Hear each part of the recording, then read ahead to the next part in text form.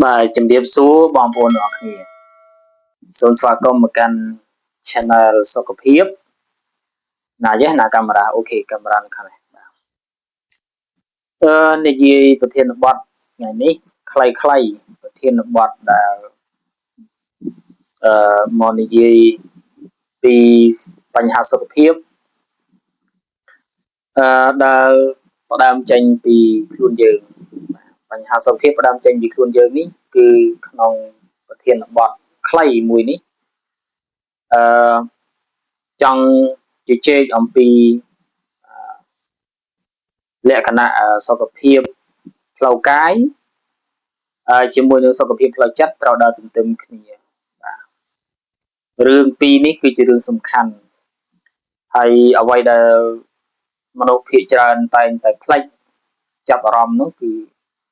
រាល់កិច្ចការងារទាំងអស់នៅក្នុងការរស់នៅប្រចាំថ្ងៃរាល់កិច្ចការងារទាំងអស់នៅក្នុងការរស់នៅប្រចាំថ្ងៃយើងមិនអាចផ្លេចបានគឺសស្រាំមនុស្សធ្វើការទាំងអ្នកធ្វើការទាំងអ្នកអាជីវកររោគរបរចិញ្ចឹមជីវិតទទួលទានជាប្រចាំរៀងរាល់ថ្ងៃឃើញថាយ៉ាងសស្រាំมันមានពេលសម្រាកទេតែអ្វីដែលយើងផ្លេចចាប់អារម្មណ៍នោះផ្លេចចាប់អារម្មណ៍រឿងសុខភាពដែលមនុស្សមួយចំនួនធំនិយមនៅក្នុងការឲ្យនិយមន័យថាមានលុយគឺមានអ្វីៗទាំងអស់មានលុយគឺមានអ្វីៗទាំងអស់តែក៏បានផ្លេចនៅចំណុចមួយថាលុយមិនអាចទិញសុខភាពឲ្យដូចដើមវិញខណៈពេលដែលយើងជ្រុលដំណើរនៅក្នុងការគេងនៅលើគ្រែពេទ្យជាប្រចាំនោះទេបើសិនជាយើងអាចជួយបានគឺយើងជួយបានត្រឹមតែ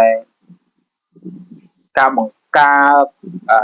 ខណៈពេលដែលហានិភ័យកើតឡើងយើងមានទ្រព្យសម្បត្តិមានធនធានគឺយើងបង្ការតែយើងផ្លេចបង្ការទៅជាគេងគ្រែពេទ្យគឺយើងមិនអាចជួយបានទេបាទ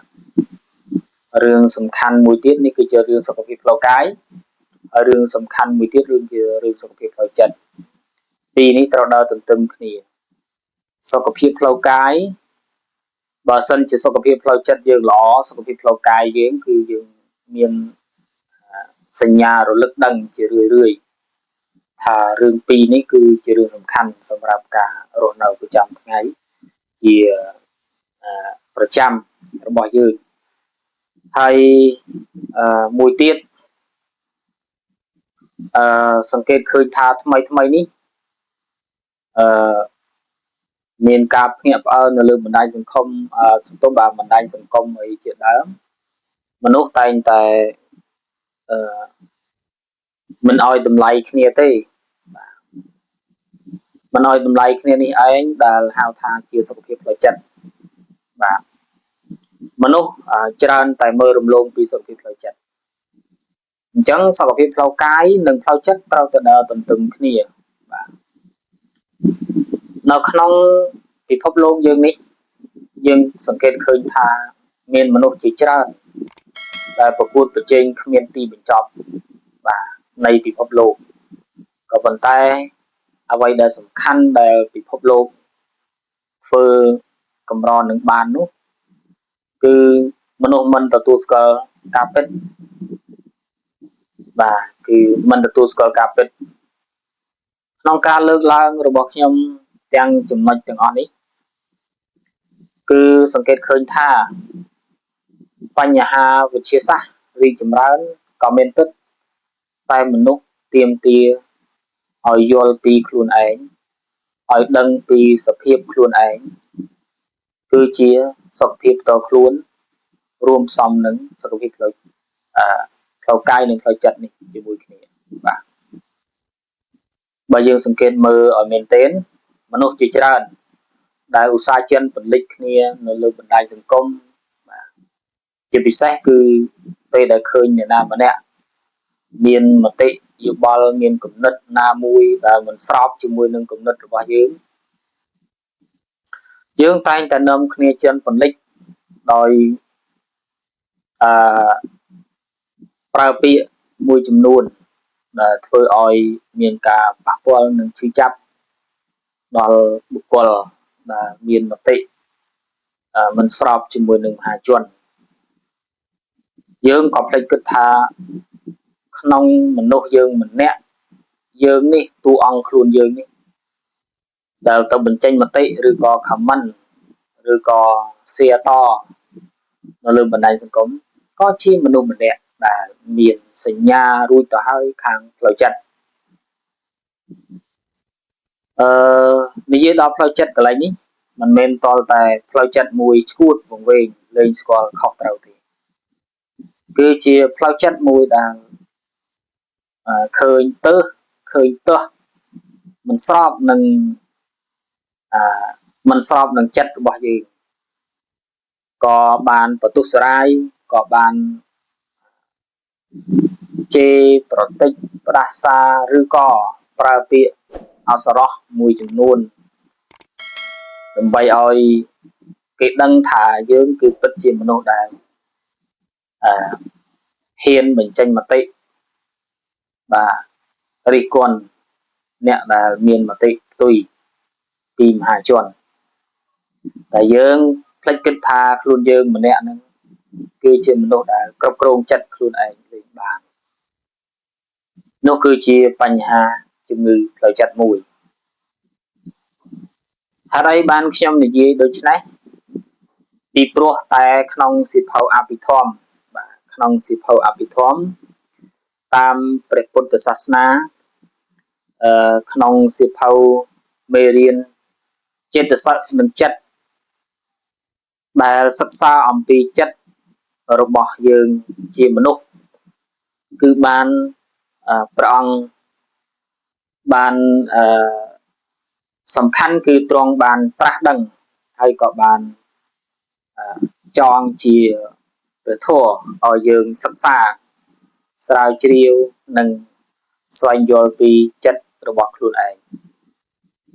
ទាំងអស់នេះសុទ្ធតែជាអ្វីដែលព្រះអង្គបានត្រាស់ដឹងបានចងក្រងជាឯកសារបន្ទាប់ពីព្រះអង្គជួយបរិនិព្វានទៅគឺអ្នកចំនួនក្រោយអាចថាព្រះអរហន្តក្រោយក៏បានចងក្រងជាឯកសារទុកដែលជាព្រះត្រៃបិដកដើម្បីឲ្យអ្នកសិក្សាបានសិក្សារៀនសូត្របាទដូច្នេះក្នុងការនិយាយខ្លីคลิปខ្លីមួយនេះសង្ឃឹមថាបងប្អូនដែលចង់ដឹងថាមិនទៅគេហៅថាជាផ្លូវចិត្តរបស់មនុស្សបច្ចុប្បន្នដែលយើងសង្កល់ថាជាមនុស្សដែលមានផ្លូវចិត្តនិយាយជារួមក្នុងនាមជាពុទ្ធជនมันមាននរណាម្នាក់ដែលថាគ្មានផ្លូវចិត្តនោះទេគ្រាន់តែថាផ្លូវចិត្តមនុស្សដែលមានបញ្ញាគឺអាចដឹងតែសម្រាប់អ្នកដែលមិនមានបញ្ញាដូចជាមិនបានសិក្សានៅព្រះត្រៃបិដកមិនបានសិក្សានៅព្រះធម៌មិនបានស្វែងយល់ពីព្រះធម៌របស់ព្រះដ៏មានពភាកក៏មិនបានដឹងថាជាជំងឺផ្លូវចិត្តជាផ្លូវចិត្តឬក៏ជាយ៉ាងណាបាទអញ្ចឹងសង្ឃឹមថាបងប្អូនដែលបានស្ដាប់คลิปវីដេអូនេះនឹងមានចម្ងល់ហើយនឹងអាចបាទស្វែងយល់ខ្លួនឯងបាទបន្តបាទចំពោះ page និងចំពោះ channel ដែលដាក់ឈ្មោះថាសុខភាពផ្លូវកាយនិងផ្លូវចិត្តនេះ គឺផ្អែកទៅលើបាទមេរៀនរបស់ព្រះសម្មាសម្ពុទ្ធដែលមានមេរៀនចិត្តសឹកនិងចិត្តហើយក៏មានសៀវភៅបាទឯកសារផ្សេងរូបបរមត្ថបាទបរិច្ឆេទទី6បាទណាពីបរិច្ឆេទទី1ដល់បរិច្ឆេទទី9បាទអឺឃើញថាផ្លូវដែលយើងត្រូវដើររាល់ថ្ងៃនេះគឺសត្វតែជាផ្លូវមួយដែលពោពេញដោយបន្លាពោពេញដោយភាពងងឹតมันមានជាទីពន្លឺទេប្រសិនបើយើងមិន